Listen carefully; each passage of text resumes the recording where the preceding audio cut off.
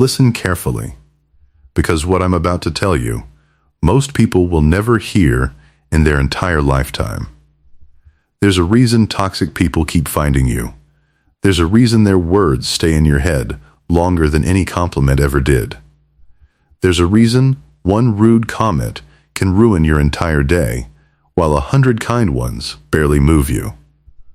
It's not random. It's not bad luck. It's a pattern, a psychological pattern that the strongest men in history understood and used to become untouchable. Marcus Aurelius knew it. The Stoics built an entire philosophy around it. And in the next 25 minutes, I'm going to hand you 11 ancient weapons that will end the war between you and every toxic person in your life. But I need to warn you, most people will not make it to the 11th. They'll click away around the 5th or 6th, thinking they already understand. And that is exactly why toxic people keep controlling them. The 11th lesson is the one they were never supposed to learn. It's the lesson that exposes the fake smiles, the hidden agendas, the people who pretend to love you while quietly poisoning your name behind closed doors. If you stay until the end, you will never look at certain people the same way again. You'll see through them. You'll feel it before they even speak. And once you see it, you cannot unsee it. So before you scroll away, before you let your mind drift, ask yourself one question. How much longer are you going to let other people control your peace? How much longer are you going to bleed energy into people who were never going to value it? Because today, that ends. Today, you stop reacting. Today, you become the man toxic people quietly fear. Stay with me. Don't move. This is the beginning of your transformation. Tekken 1, the wound they don't see. Let me describe you. You wake up. You're calm. You have plans. You have goals. For one brief moment, your mind is clean. And then one message, one comment, one look, one tone. And just like that, your entire day collapses. Your chest tightens. Your jaw locks. Your thoughts race. You replay the moment. You rehearse what you should have said. You imagine confrontations that will never happen. Hours pass. Sometimes days. Sometimes weeks. And the person who hurt you is already laughing somewhere, eating dinner, sleeping peacefully, not thinking about you at all. That is the wound. Not the insult. Not the rejection. Not the betrayal. The wound is that you handed them the key to your mind. You bleed energy every time someone disrespects you. You bleed power every time you explain yourself to people who already decided to misunderstand you. You bleed peace every time you argue with a fool who only wants to drag you into their chaos. And you wonder why you feel tired all the time. You wonder why you have no motivation. You wonder why your goals feel so far away. It's not because you're weak. It's because you've been leaking for years. Drop by drop, insult by insult, argument by argument. And no one taught you how to seal the wound. Until now. Section 2. What Marcus Aurelius knew. There was a man who ruled the most powerful empire on earth. He commanded armies. He held the lives of millions in his hands. He had every reason to be angry, every reason to be cruel, every reason to lash out. His name was Marcus Aurelius, and every morning, before he left his chambers, he would whisper something to himself. He would say, "Today I will meet people who are arrogant, ungrateful, selfish, dishonest, jealous, and cruel. They are this way because they do not know the difference between good and evil. But I know. And because I know, I cannot be harmed by them." Read that again. I cannot be harmed by them. Not because they stopped attacking, not because the world became kind, but because he understood something that 99% of people will never understand. Toxic people are not powerful. They are sick. They are wounded animals lashing out from a cage they built themselves. Their cruelty is not a sign of strength. It is a confession of weakness. When a man insults you, he is not describing you. He is describing himself. When a woman manipulates you, she is not exposing you. She is exposing the chaos inside her own mind. When someone tries to drag you down, it is because they cannot stand the height you are climbing to. Marcus Aurelius understood this. And once you understand it, you stop fighting shadows. You stop arguing with ghosts. You stop bleeding for people who were never bleeding for you. This is where your transformation begins. Lesson 1. Self-awareness, the first weapon. The first weapon is the one most men never pick up. Self-awareness. Before you can control anyone else, you must learn to observe yourself. Notice this. When a toxic person speaks, something happens inside you before you even respond. Your breath changes. Your shoulders tighten. Your stomach turns. Your mind starts building defenses. That moment, that tiny, silent moment, is where you lose the war. Because the reaction begins before the words leave your mouth. The Stoics called this the gap, the space between stimulus and response. Most men have no gap. Something happens, and they explode. Something is said, and they collapse. A toxic person speaks, and they react like a puppet on a string. But the disciplined man, the sovereign man, expands that gap. He pauses. He breathes. He observes. He asks himself one question. Is this attack about me or about them? 9 times out of 10, it is about them. Their insecurity, their jealousy, their unhealed wounds, their fear of your potential. The moment you see this, you stop absorbing. You start observing. And the toxic person who expected to control your emotions suddenly finds themselves swinging at empty air. Self-awareness is not a soft skill. It is armor. It is the difference between a man who reacts and a man who decides. Lesson 2. Forgiveness without forgetting. The second weapon is misunderstood by almost everyone. Forgiveness. Most men hear that word, and they flinch. They think forgiveness means weakness.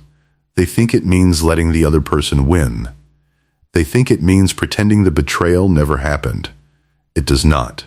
True forgiveness is not for them. It is for you. When you carry resentment, you are not punishing the person who hurt you. You are renting them space inside your mind. You feed them. You water them. You let them live rent-free in the most valuable real estate you own, your consciousness. Every time you replay what they did, they win again. Every time you fantasize about revenge, they steal another hour of your life. Marcus Aurelius wrote that the best revenge is to be unlike the one who wronged you, not to attack, not to retaliate, but to rise so high that their cruelty becomes irrelevant to your existence. But here is where most men get it wrong. Forgiveness does not mean forgetting. You forgive to free yourself, but you remember to protect yourself. The lion forgives the hyena for being a hyena, but the lion does not invite the hyena to dinner. Forgive the betrayal, remember the pattern, release the resentment, keep the lesson. That is the Stoic way. Lesson 3. Emotional stability. The stone in the storm. The third weapon is the one that makes toxic people lose their minds. Emotional stability. Toxic people feed on reaction. They prod, they poke, they provoke, they wait for the explosion. Because your emotion is their oxygen, take it away, and they suffocate. There is a passage in Stoicism that compares the wise man to a great stone in the middle of the sea. The waves crash, the storms rage, the wind howls, but the stone does not move. It does not argue with the ocean. It does not negotiate with the wind. It simply stands. That is who you must become, a stone. When the toxic person raises their voice, you lower yours. When they speed up, you slow down. When they panic, you become still. This is not coldness. This is mastery. You are not pretending to feel nothing. You are choosing what enters and what stays out. The man who cannot be provoked cannot be controlled, and the man who cannot be controlled cannot be defeated. Watch what happens the next time someone tries to drag you into chaos, and you respond with silence and stillness. You will see it in their eyes. The confusion, the frustration, the realization that their old tricks no longer work. That moment is power. Lesson 4. Boundaries. The walls of the sovereign. The fourth weapon is the one most men are afraid to use. Boundaries. You were taught to be nice. You were taught to be agreeable. You were taught that saying no makes you a bad person. That is a lie. A lie that toxic people depend on for their survival. Because the man with no boundaries is a buffet. Everyone eats from him. Everyone takes from him. Everyone drains him. And he calls it kindness. It is not kindness. It is self-betrayal dressed up as virtue. A boundary is not a wall to keep people out. It is a wall that defines where you end and where they begin. It is the line that says, "This is my peace, this is my time, this is my energy," and it is not for sale. When you set a boundary, toxic people will react. They will call you cold. They will call you selfish. They will call you difficult. Let them, because their discomfort is the proof that the boundary was working. The people who get angry when you set boundaries are the same people who benefited from you having none. Notice that. Remember that. A sovereign man does not apologize for his walls. He builds them higher. Lesson 5. Energy intelligence, guard the flame. The fifth weapon is the one that separates men from boys. Energy intelligence. You have a limited amount of energy in a single day, a limited amount of focus, a limited amount of mental fuel. And every interaction, every conversation, every argument costs you something. Most men spend their energy carelessly. They argue with strangers online. They explain themselves to people who never listen. They defend themselves against accusations from people who already decided to hate them. They burn their fire trying to warm cold hearts. And by the end of the day, they have nothing left for their goals, nothing left for their family, nothing left for themselves. The Stoic understands this. He treats his energy like sacred fuel. He asks himself before every interaction, "Is this worth my fire?" If the answer is no, he walks away. He does not explain. He does not defend. He does not justify. He simply leaves. Because silence is cheaper than war, and distance is cheaper than drama. Guard your flame. The world is full of people who only want to use it to light their own cigarettes, and then walk away. Lesson 6. Focus on goals. The man with a mission cannot be distracted. The sixth weapon is the one that ends the war forever. Obsession with your purpose. Toxic people have power over you for one reason. You have empty space in your mind, empty hours in your day, empty corners in your life, and when there is emptiness, they fill it with their drama, their gossip, their criticism, their negativity. But the man whose mind is full of mission, of goals, of obsession with his own becoming, has no room for them. He doesn't even hear them. He doesn't have time to argue. He doesn't have time to explain. He doesn't have time to defend. He has a vision so strong that everything else becomes noise. Picture a man building something great, his business, his body, his skill, his empire. Someone walks up and insults him. Does he stop? Does he turn around? Does he abandon his work to argue? No, he doesn't even look up. Because the work is louder than the insult. That is who you must become. So obsessed with your own evolution that toxic people feel like flies buzzing around a lion who has bigger things to hunt. When your purpose becomes your obsession, toxic people become irrelevant. Lesson 7. Selective support. Not every hand is reaching to help. The seventh weapon is the one that requires the most wisdom, choosing who you let close. Stoicism is not isolation, it is selection. A wise man knows he cannot fight every battle alone. He needs counsel, he needs allies, he needs men of strong character to sharpen him. But here is the warning. Not every hand reaching toward you is reaching to help. Some are reaching to pull you down. Some are reaching to extract from you. Some are reaching to keep you small enough to stand next to. Look at the people around you. Really look. Do they celebrate when you win, or do they go quiet? Do they encourage your growth, or do they remind you of your past? Do they speak well of others when they're not in the room, or do they tear people apart? Because if they tear others apart in front of you, they are tearing you apart in front of others. Pattern is everything. Surround yourself with men who pull you up. Men whose presence makes you sharper. Men whose silence is more valuable than most people's words. And let the rest fade. Not with anger. Not with announcement. Just with distance. Quiet, deliberate distance. Lesson 8. Master your self-talk, the voice inside the walls. The eighth weapon is the one that fights the most dangerous enemy of all, the voice in your own head. Here is a hard truth. The toxic person who insulted you once is not the one destroying you.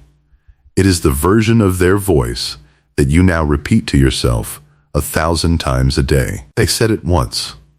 You said it 1,000 times. They moved on. You did not. The real war is not out there. It is in your own mind. Marcus Aurelius wrote that the soul becomes dyed with the color of its thoughts. Whatever you repeat, you become. If you repeat their insults, you become smaller. If you repeat their doubts, you become hesitant. If you repeat their criticisms, you become afraid. But if you repeat your own truth, you become unshakable. Train your inner voice like you train your body. When the old voice says, "You're not enough," you answer, "I am becoming." When the old voice says, "They're right about you," you answer, "They are describing themselves."